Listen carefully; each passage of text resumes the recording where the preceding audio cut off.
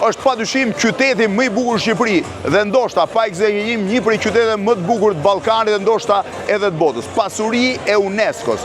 Gjirokastra, një qytet i gjithë i ngur i vendosur në shpatët e malit me një kështjellë të jashtëzakonshme dhe mbi të gjitha, vitet e fundit me një turizëm ndoshta ndër më të mirë të Shqipëri, ku gjëja që bën më shumë përshtypje është që 83% e turistëve që vizitojnë qytetin janë të huaj.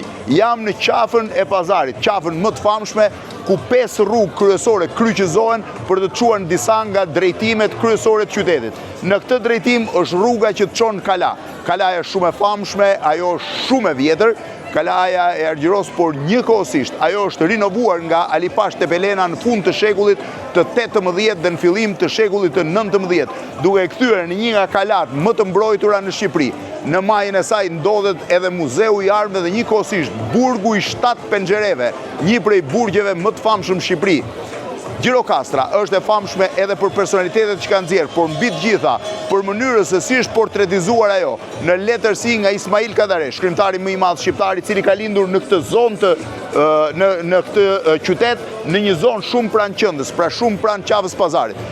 Ky është një prej dyqaneve tradicional, po të vini re, brenda tij mund të dalloni një pus i cili sot është pra zbuluar gjatë restaurimit, i cili është jashtëzakonisht i thellë, pus brenda dyqanit, ndërkohë që midis shtëpive dhe nën kala ka dhe tunele nëntoksor që i shërbenin shtëpive. Në këtë drejtim shkon në një prej hoteleve më të bukur, Kërçulla Resort, që ndodhet në majtë Kodrës, i shtëpia e pritjes së dikurshme, ndërsa të gjithë rrugët e tjera të çojnë në sheshin e Çerçizit dhe në kryqëzimet e rrugëve të qytetit.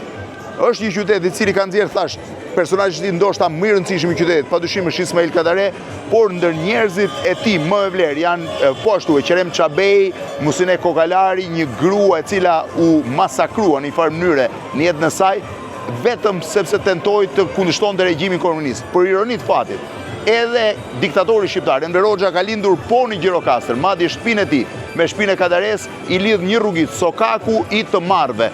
Një rrugit si askush nuk i thot pse mban këtë emër. Jam duke hyrë për të parë një mini muze të vogël dhe pastaj do eci nëpër këtë rrugë që është shumë interesante, sepse është nga rrugët më të gjalla, shiheni është ora 10:30 e darkës dhe çfarë gjallërie ka. Do ma tregosh muzeun apo jo?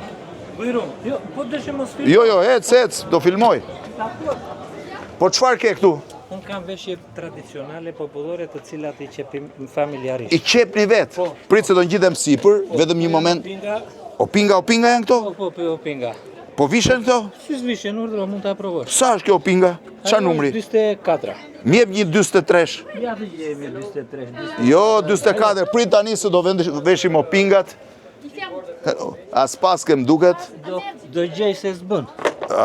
Ja, këto i paske. Niko, nuk paske, 46 am dhe.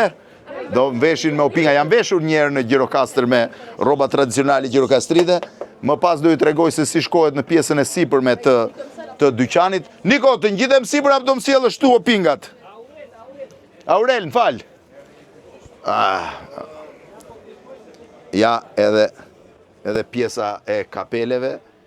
Po, Aurel, ti shit ke edhe gjëra moderne edhe rroba banja. Ato janë pundore të gjitha. Janë pundore të gjitha? Po. Edhe të gjitha këto që ke? Mjep 43-shet? Ne përgjithsisht punojmë me pundore. Po si ta vesh unë këtë, su vishka? Po kjo. Atëre visha atë se ke... Mjep 24, jo këtë, këtu, 24-ën. Me opingat kuqe. Thënë, e nëzori me opingat kuqe. Ndaj ka dala jo shpreja. Ato i ke tamam. Ti vesh qiko opingat unë të dyja? Ti veshësh. Pritani. Do është atë 23-shi do më duheshin mua, Niko? Ska të bëjnë. Ska të bëjnë. Se duhe qik. Po mirë, po ti vesh në emisionin këto në i dit? Kur të duash ti? Kur të duash ti? Hajde të shkojmë mirë si për të qofim. Me opingat kuqe, shifeni. Ti di ati kësha veshur që parë, hec për para. Jemi qik se i kemi mbledh paka shumë qik madra tani dhe ndaja. Kujdes kokën e ati se është vëndi pak e ngusht. Po, kokën me kujdes këtu. Po. Shi ku e paska si muze, tamam. Po e kam tamam muze. Ua! Me veshje... Këto i qep vetë, Ne, këto i qepim vetë. Kjo është veshja e Ali Pashës me Lord Byronin. Basta asaj fotos. Ky është Lord Byroni. Ali Pasha. Ali Pasha, ky është Lord Byroni. Në bazë fotos. Po. Ali Pasha me Lord Byronin. Po Me çfarë? fustan edhe në 400 palë. Kjo është veshja e Ali Pashës. Sa kushton veshja e Ali Pashës? Po kushton çik se Sa? në bazë edhe emri që ka, është çik e rëndë. Ti. Gure. Sa? Ja bë do ta vesh unë këtë. Dale ta hequ. Ja më e vesha. Gjvesh Ali Pashën. Keni parë ta gjveshësh Ali Pashën? Dhe se do shposh. Urdhro, edhe kapelja. Ja, Ali Pasha. Urdhro. Po, gjithë të mban Ali Pasha? Po, pa sigurisht. Është i rëndë, shumë veshje e Është e rëndë. rëndë. Edhe këto janë veshjet pasaj tradicionale. Të. Po të Ali Pashës, kjo Më thuaj, është? Kjo është e lunxherisë, zona e lunxherisë. Ka 7 të tilla. Kjo është lunxheria, Kjo është vajza adoleshente e pamartuar. Po. Bemi tek ajo e Kjo është e pamartuar. Po, Kjo martohej. Kjo është nuse, këtë Po, me nuse. me zë. Pastaj duke u rritur në mosh, duke Duke i veshur veshjet. Po, të tjera. Kjo është veshja e vdhekëve këtu në A, Gjirokastër. vleve. Po kjo? Kjo është e shtëpëzit. Është pëzë. Kjo është e lunxherisë, burrat e lunxherisë. Ajo është Gjirokastër. Ajo aty është veshja e Zagorisë. Po, edhe vazhdon. Pra i ke të gjitha veshjet. Për meti. Sa kushton ta bësh një veshje tillë, Aurel? Këtu varet në bazë të ngarkesës që mund t'i vësh. Për shembull, më pjete për këtë. Po. Kjo mund të vej tek 5.000 euro, 5.000 euro. sepse kjo është e gjitha pundore.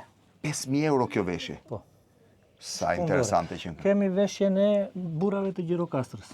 Fustanella 800 palë. 800 pal ka kjo Është fustane. 5 kg. 5 kg, 800 pal. Perimetri nga poshti kësaj është 123 metra e gjatë. Sa e bukur. Dhe këtë kemi veshjen e nusës Gjirokastërite, edhe kjo ka qenë e humbur, pirpiria. Tani ti do më presësh mua këtu 5 minuta fix, po, se do kthehem, Po, more. papuqe do t'i lëm. Mbaj, Po si të dal me këto në qytet? Po pres, s'ka në gjë, pse Të qytë? dal me këto në qytet, e birë do dal dhe do ta mbaj porosin në Aurel, po kam Po, frikë se këtë- rëshkas me këto. Avash, kjo, ju duhet gjë kjo që më... Jo, vishe atë, 1 minutë, po se jam Ta duke... vesh ti. Do ta vesh një, do vi prapë, më prit 5 minuta. Kujdes kokën. Jo, kokën e kam kujdes, po të heq këto, se kam frikë se rëshqas. Më nxorrën me papuqe në për Gjirokastër, të eci një me papuqe, pra thash, është qyteti më i bukur që ka Shqipëria, shiveni me papuqet kuqe, me papuqet që mi dha Aureli dhurat, shiheni tani se çfarë gjallërie ka kjo pjesë e qytetit, është ndoshta thash qyteti më i gjallë, mjafton të rrotullohesh për të kuptuar që Gjirokastra është unike në llojin e saj edhe për arsye të turizmit, i cilët janë kryesisht të huaj. Vështirë të gjesh në të gjithë Shqipërinë një qytet që të ketë gjallërinë e Gjirokastrës në këtë drejtim apo në këtë drejtim.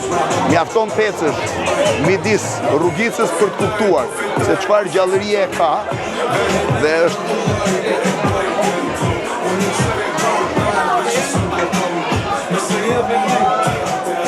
dhe këtej mund të shkosh në një drejtim tjetër për të vazhduar. Rrallë gjeni qytet kaq të bukur, kaq unik dhe kaq fantastik sa Gjirokastra, sidomos natën.